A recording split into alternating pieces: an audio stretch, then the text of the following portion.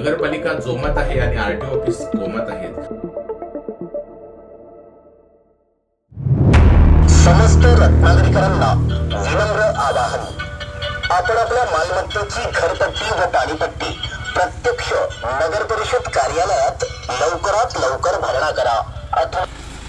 ही गाडी कोणाची आहे? बंद करा। का बंद करा? का बंद करा?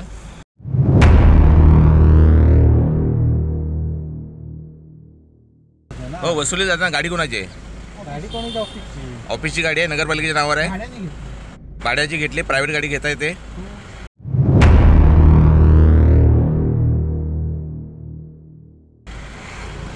प्रायव्हेट गाडी भाड्याने घेता येते का? आरटीओ ला विचारलेत, स्पीकर लावलाय, स्पीकरची परमिशन घेतली काय? काढ साहेब, स्पीकरची परमिशन घेतली का? वाहन विभाग तुम्ही कसं काय काम करताय? तुमचं नाव काय? उत्तम पाटील ना? स्पीकरची परमिशन घेतलीत? हो, घेतली, वाहन विभागाने घेतली।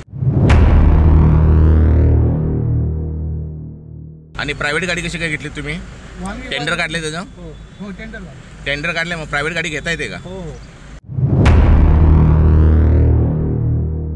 नगरपालिका जोमात आहे आणि आरटीओ ऑफिस कोमात आहेत।